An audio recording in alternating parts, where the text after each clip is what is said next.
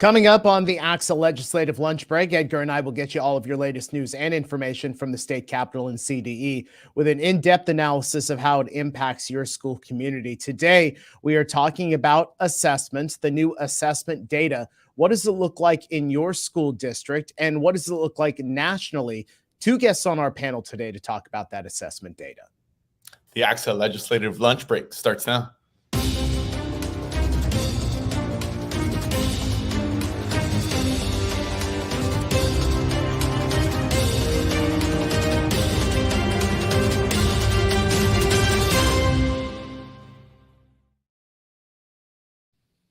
Happy to have you with us here on a Wednesday. It's the ACSA Legislative Lunch Break, along with ACSA's Executive Director, Dr. Edgar Zazwata. I'm Naj Ali Khan, ACSA's Senior Director of Marketing and Communications. We're honored to have you with us today. Go ahead and jump into the chat and say hello. Let us know where you're watching from today. Edgar, how are you? Good. Well, first of all, I'm glad you guys invited me back. I know that there were some subs for me last week. Yeah. Shout out to Diana, who I went back and watched it. I wasn't able to watch it live. Obviously, I had a conflict, but I did watch it the next morning, and I thought she did great. So I was a little worried if I had lost my seat here, but I know her, and you had to, Yvonne's a great guest, and Paul mentioned, so it was a great show. So goes to show there now when we can't, we could go in another direction. I just hope, over time you guys still, let me do this from time to time. When we put you on assignment for something, we have to bring in somebody of equal quality, and Diana certainly was really good last week. It was really great to have her, and I will tell all of our viewers that Edgar watched the show in like the 5 a.m. hour the next morning, so that is commitment to going back and watching the show, Edgar. Yeah, I tried to squeeze it in when I can, right? Yeah. I'm sure our members are also watching the Legislative Lunch Break at 5 a.m. sometimes, but I highly recommend it with some coffee there, maybe a pastry. It worked on that day. I'm not going to make that a routine, but I did want to see how the team did, and so I was glad I was able to catch it. Yeah, it was a good show last week. We've got a good show for you coming up today. We're going to talk about the new assessment data that has come out, gone public now. We'll talk about what's happening in your districts, the localized view of the data that's come out, and then a national view and what you need to know. We've got that coming up on our panel in just a couple of moments. Mark Campbell over there in Region 7, first on the chat today. Hello to Maria Thompson and Jason Angle, Marie Russell over at Turlock Unified. Good to see you guys. Edgar, since we are going to talk about assessments, I'm just going to give you some details here of this article that was published this morning in EdSource by our good friend Carolyn Jones, who's been a guest on our show. We know that there has been widespread declines in reading and math scores here in California. However, there are some districts, Edgar, and I wanted to get your thoughts on this, that have seen some increases with their data, some improvements with the data. Mountain Valley Unified in Trinity County, 13-point increase in reading, 17 points in math. Lost Hills Union School District, northwest of Bakersfield, reading scores improved by 12 points, math by 17 points. Eastern Sierra in Mono County, math scores up 6 points, with 32% of eighth graders scoring at the highest level. All three of those districts, as Carolyn points out, are small, relatively remote, and we're able to reopen for in-person learning in fall 2020. Let me also make mention of Hope Elementary in Porterville. They have the state's highest jump in reading scores, nearly 16 points. Now, this wasn't consistent with all school districts. Some had steep drops, but there was something that Tim Taylor, who is the director of the Small Schools District Association of California, did make mention of, which I thought was really interesting. On top of COVID and the impact of COVID, he said wildfire, smoke, staffing shortages, and poor internet access took a steep toll on smaller and more rural districts. And then, of course, larger districts, mostly not a surprise that we saw declines. Edgar, let me just ask you, in your travel throughout the state, the conversations you're having with our district leaders, with our site leaders, what are people saying about this data that's come out? Surprises, not surprises, some of the challenges with them. What are you hearing in the field? I think overall, the sentiment has been this already, this test scores. And frankly, and reminder, while this might have been public for the state and for communities, for the most part, our schools and our school leaders already knew this data, right? Like the districts had access to this. They're the ones who are reporting to the state. And what I think has been a good protocol, best practice, is that in many communities, district leaders, school leaders were already talking to their communities about what they may anticipate here. They already were telling them, like, look, what the aggregate data is going to show us is what we already knew, that the pandemic had an impact on our kids.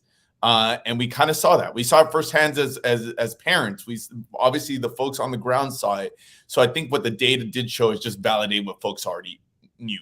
I think to your point, and this is going to be the majority of our conversation here, is that there is some caveats there, right? It's looking at that it wasn't one size fits all.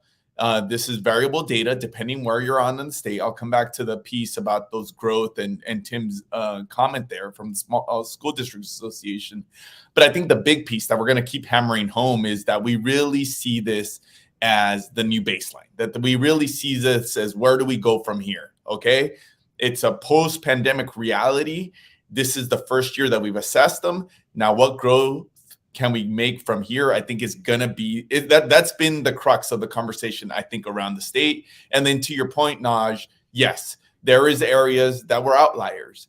And I think Tim made mention of this. I think others have made mention that, yeah, we also are really quick to talk about schools during the pandemic as it was a monolithic kind of situation. And it wasn't.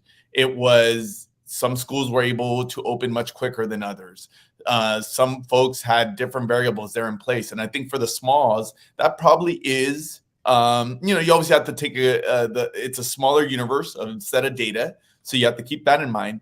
But I think as it was pointed out, in some communities, in some rural communities, that journey that a lot of our other schools went through might have looked different in terms of when they were able to come back.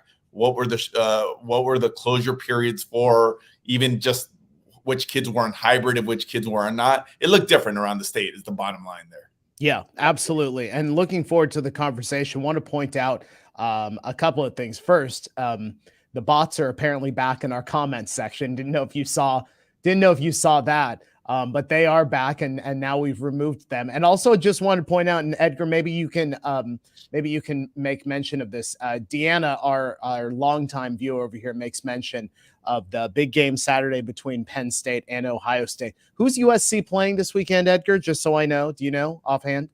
Well, I'm just, you know what? I know you're setting me up here. Like, no. Right, about USC. No. So. Not a setup at all. I was set up there, so I was just going to ignore your question because you were going to talk about them losing last week. So I was just going to go in a different direction. Okay. We'll go in a different direction then. We won't pick on you then. And we won't pick on you for the Dodgers a couple of weeks ago either. That's the reason I didn't come on last week. All right, folks, let's go ahead and switch our topics now. We've got two great guests on to talk about the data, the assessments. Terry Ruffert, Superintendent, Sundale Union Elementary School District, is with us today, as well as Dr. Lucrecia Santibanez, Faculty Co-Director at the Center for the Transformation of Schools at the University of California, Los Angeles. Terry, Dr. Santibanez, so great to have you with us here on the show. Lucrecia, let me start with you. California Department of Education statewide standardized scores came out. Not a surprise that the data showing that the majority of student performance in English and language arts and math were below state standard. As a professor of education at UCLA, what can we learn from this state data, and how can this information be useful? Thank you, Nash, and thank you, first of all, for inviting me to the show. I'm very happy to be here and meet all of you. I think what the state data is showing is just what Edgar said a few minutes ago. We went through the storm and we are coming out of it, and there is a lot of difference in terms of how individual districts, school districts responded to the pandemic. There's a lot of difference in how hard hit communities were. And so what we're seeing now is not surprising, as you said. There are very low levels of achievement. I am particularly concerned about the math scores, and we can talk about that more if you want to. And we are seeing concerningly low levels of achievement among some student subgroups. Again, always careful with that sort of achievement gap conversation to not put that onus on the students. A lot of these differences have to do with the conditions that these students are facing and face. And one of the things I feel that we can learn from from the data is that some of the struggles are still with us, and in many ways they just got a little harder because now we have to work as hard as our teachers and our school staff worked the past 2 years. We're going to have to continue to work to make sure that everyone gets the opportunity to thrive and learn in a harder school environment right now. Dr. Santibaez, thank you for joining us, and we appreciate your comments. Really, one of the reasons we saw you reached out is we saw you talking to the press and talking to others in terms of trying to put this information in its proper context, right? Because we know there's going to be a narrative, and I think our folks understand that, and rightly so. I think there should be some level of concern, but in what context, I think is really the key point. I'll follow up to something that you just alluded to. Okay, so the natural reaction, and it's going to happen in communities, is that we're going to compare the scores, to previous years. We're going to compare last year's scores to where we were at pre-pandemic. I mean, we both already said it in terms of creating a new baseline, but whether it be the math scores or the scores in general, what do you think? Like, what is the proper comparative point to what we had been doing before the pandemic? What's your perspective on how we should properly look at that? Yeah, that's a good question. It's kind of hard, right? Because to go back to my storm analogy, I think we're still sort of, the ocean isn't totally calm yet, right? So we're not totally out of the woods. And a lot of things happened in the pandemic that are going to affect the scores, and a lot of things were happening before. That's not to say that we cannot at all compare. So I'm not a psychometrician, but I do work with data a lot, and I am going to be using those scores, right? Because we have to take it at face value for what they are showing us. And they are showing us that the vast majority of our kids are not meeting standards in reading and math. So we have to contend with that. But we, as you said, we have to be careful to draw too many lessons so quickly, just looking at 2 data points or 3 data points, because we have to understand everything that went on into delivering instruction in the pandemic year and in the immediate post-pandemic year, which is the one that we're seeing the scores now. So we have to be careful with that. Also, because, we saw it in our own families. And Edgar, you said this yourself. I mean, a lot of us, every one of us has an anecdote, right? I remember my own kids were struggling hard with online school, and their schools were doing a great job actually transitioning to online schools, but they're teenagers, they're watching video, they're playing video games at the same time, they're not thriving at all. I talked to my fellow parents in the school, and I was surprised to hear like some of the kids were actually really happy in school, not in school, because for some kids, schools may not be the happy place that they are for everybody. So we have to take all of these numbers with a grain of salt and be very cautious in interpreting really big lessons right now. I think we need to let it sit for a while, and we need to sort of understand the nuances that go with data like these. And folks, just a reminder, if you have questions for our panel, go ahead and put those into the comment section. We'll ask those near the end of our broadcast.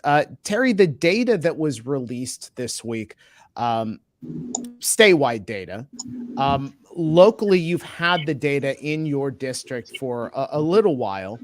How have you used that information within your own district? Or is this really the launch point for you to be able to have those discussions in your community? They never have been. We always use the information before they actually get, before it's official. We may not share them exactly, but we kind of share what, things that we have seen, patterns that we've seen, issues that we may have. And because when you get them in October, you've already started the school, right? You've started for a while, you even get them in September. So we want to have a conversation as soon as we can. But like Dr. Santibaez said, is it's 1 point, right? So we also use our district assessments and then the classroom assessments and to find out where, what we need to improve on and what we need to do. It's not, we've never just taken this test as just one test that describes everything for us, but it is one test along with everything else that makes us look at how we're going to do things better. So when we first saw our test scores on early, we started talking to staff about things that we saw and issues that we had. I will say that the issues that we see now, even though, like Dr. Santabena said, we're not out of the storm yet, it really hasn't changed as far as some of the issues that some of the groups that don't do as good as others and the district test, it may have made it a little bit worse, but they're the same issues, right? So obviously we need to do something different, but I will say that I do remind my staff, this is one test, and it usually takes a good 3 years to get some kind of patterns. So we talked about this being in a sense, a new way for us to make goals and to grow. But what do we need to know differently? What do we need to do differently, knowing some of the things that we know? So we started early. Terry, thanks for joining us. I always appreciate your perspective in particular and putting some lens, right, as we look at this from the context of statewide or even national. And we could talk a little bit about the comparison points in terms of what we also learned, that maybe California, it's all relative, but that there was a few silver linings there as compared to what other states are struggling with. But on this topic of communicating the data, I think what's unique within your community, it's a smaller community. You have a pulse of where parents and whatnot may be there. What do you think the sentiment is? You just stated that a lot of these issues, it's not like they are new, right? It validated some of the things that you already were struggling with in terms of particular groups or particular communities before the pandemic. What do you feel is the sentiment of communities, of your community? Like, do the parents feel the kids are struggling at this point? Because I know one of the pieces that folks are trying to think through is, how do we engage our families? What is the messaging there? What are some challenges in trying to put this in its proper context from the district leader perspective? Well, one of the challenge with parents, we just had a school site council meeting, and one of the, and I have large school site council meetings, one of the issues was wanting to put blame, right? And so I'm not a blame game person. It's doesn't do us any good. It doesn't solve anything. So to keep reframing it into, so what are we going to do about it? What are we going to do to change it? What are we going to do about it? And then once getting them there, the big thing was the helplessness of some of the parents. They felt helpless. A lot of them felt helpless during virtual learning. And then it just put a spotlight on some of the areas they feel very inadequate to help their own students. And I will say one of the areas is math, right? And so, you have to reframe what they're saying and try to get at what they're really saying, what their really needs are, because blame doesn't do any good. It doesn't solve anything, right? So what are they really saying and what are they really getting at? And that takes time, and it takes time to really listen and try to ask questions so that you can get at the crux of it. And basically the big issue was, one of the things that, some of them already felt inadequate, but being on virtual learning made them even feel more inadequate. And so I think it just put a spotlight on that. And so they were feeling bad as parents, and so they didn't want to blame themselves. So they were putting blame everywhere else. So that was probably one of the challenges. But I found that interesting to deal with. And it made us a little bit more aware of how much they probably felt inadequate beforehand that we just didn't pick up on. Yeah, Terry, I have another question, but I just want to follow up on that because you talked about the parents feeling inadequate. Look, Edgar's heard it from me many times. I am not a numbers guy. I'm not a math person in any manner. So that feeling of being inadequate, how did that impact, or at least from your view, how did that impact maybe some of the social emotional piece? for the families inside the homes when it came to not being able to provide that help and support for their kids? It's a good question. And I'm gonna have to leave after this one. I'm sorry. I have a note that says I got an emergency. So, but I'll answer this question real quick. We have a higher level of anxiety, and I think there was some anger at the school itself. So building back that trust that we had, that was such a good level beforehand.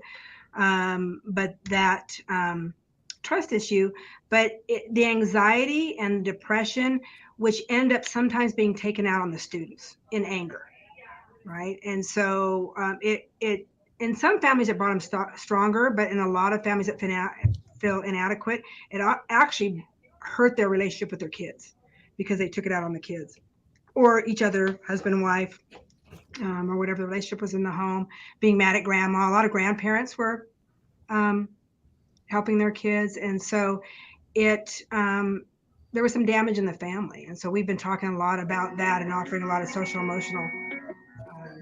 I got to take this, guys. I'm sorry. Yep, no problem. I apologize. The life of a school administrator. Thank you, Terry. Yes, like I said, the life of a school administrator, an emergency pops up. Totally understand. So Terry Ruffert, Superintendent, Sundale Union Elementary School District. It's a reminder now that, and I know we almost say sometimes this in jest, that the lunch break is not really a lunch break for most of our administrators, right? Especially, and Terry's a superintendent, but right there, in a smaller community, she's hands-on, right? She's jumping into all of it. So a reminder for our folks. We say it all the time, and our folks do not have easy jobs. And I think hopefully everything is okay there for Terry on her site.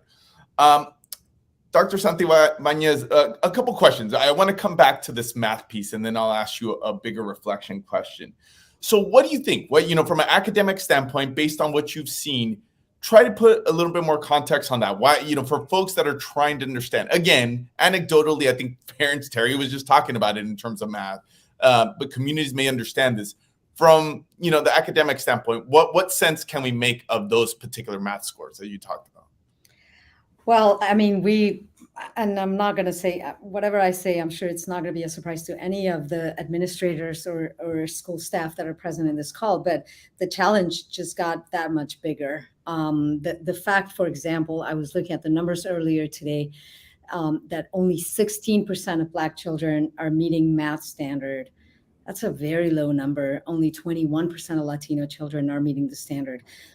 There's a lot that we have to do, because also math has the very particular sort of extra ingredient that it's very sequential, as all of you who are in math teaching or have been math teachers know. It is very hard to move on to a topic of algebra, for example, if you have not done arithmetic or ratios and proportion. It's hard to do calculus if you haven't done algebra, and so forth. So things it's like a Lego, right? You have to build on each other.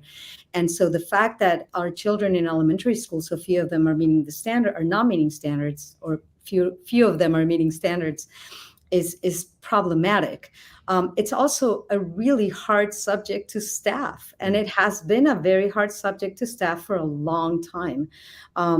My own son, who goes to a public school here in LA, his teacher doesn't have the qualifications. She's on an emergency permit to teach that particular class. Why? Because it's been so hard for them to find the teachers with the credentials. So I think the math piece is important, because it's also happens to be a very, what I call, gatekeeping subject. So kids who tend to drop out of college, and we know this from a lot of research, both in community colleges and in four-year colleges, when kids struggle with math, they get tracked into remedial courses at the college level. And when they take remedial courses at the college level, they tend to drop out in higher numbers. So it's like a chain that starts, in the early grades, and it just compounds all the way to college. So I think as Superintendent Ruffert was saying, I agree 100% with her. I don't think we have the time, honestly, to see who was to be blamed for what. I think maybe us researchers who are on a different timeline can maybe do a deep dive on that and hopefully glean some patterns in these data.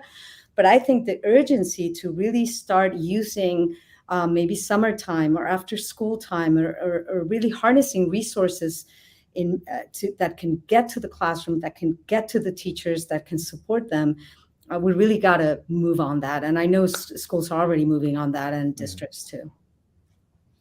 Yeah, you touched on it. I'll give you one final question here, kind of to put it all in summary and context. What I appreciated what you said, and also what Terry Ruford said, is that no one's, and I think it's also consistent with the sentiment that we're hearing across the state. Nobody's trying to make excuses, right? That we can't also just blame it on COVID, because both of you said it. Some of these gaps were there before the pandemic. What the pandemic did is exacerbate some of the challenges that we had. I think Terry framed it nicely from an educational leader standpoint, from the research community standpoint, based on the early lessons that we've learned. Kind of where do we go from here? What do you see as, we all know now where we're at? What's the next steps? So I think there's a lot to do. I think immediate steps that the research community is trying to come up with is, okay, so what do we know that quote unquote works, right? It's kind of hard to use that word because, as you said, this is not a one size fits all. But we do know that there are, for example, summer programs that are more holistic, that go beyond just the tutoring. Because the issue with the tutoring is super efficient. It's been found to be highly effective, one-on-one tutoring. But first of all, it is very resource intensive because it has to be sort of one-on-one or small group. And if you want to do it in a way that can be more widely taken up, sort of like online tutoring, we know the take-up rates are low. Like, kids don't sign up for it, right? Because like, who wants to do another hour of tutoring? So then you have the parent having to be on top of their kids, like, do your math. So we know several districts in the nation have implemented like arts integration summer programs, for example, to get at the socio-emotional stuff too. Because I mean, kids went through a lot as well, right? And as everyone else. So that's one of the things we're trying to look at. What are some of the evidence-based programs that we can put out and suggest to districts to maybe implement in their own communities? And I do think that all of this really, Superintendent Ruford talked a little bit about the parent trust. I think that was an important thing that got fractured because honestly, no one knew what to do. I think there was a lot of uncertainty, but some people felt maybe, that their needs weren't being met. And so anything that gets done in order to be successful will have to have a lot of parent input, and the community will have to be a part of it. Otherwise, you can be spending a lot of money on things that have very little take up and end up not being very effective at the end. It's interesting that you had mentioned that leveraging time outside of just regular school to support some of that, math and other subject matter, because LaTanya Babin from Englewood Unified made mention in our comment section that they're assisting through the after school program with math. So there's an example of leveraging some of that time outside of the classroom to be able to support some remedial learning or just some tutoring to help the students move along. Dr. Lucrecia Santibanez, faculty co-director at the Center for the Transformation of Schools at the University of California, Los Angeles. Thank you so much for being with us today. We really appreciate it. We look forward to talking with you next time. Thank you for having me. Have a good rest of your day. Thank you so much. And Edgar, that gives me the opportunity to talk about at ACSA Leadership Summit coming up next week. We will have 2 workshops on the assessment data, one to talk about the data and one on community engagement, how to take your data and move it into your community and have those substantive discussions. Those are both coming up at ACSA Leadership Summit, which starts next Wednesday in San Diego. Here's a preview.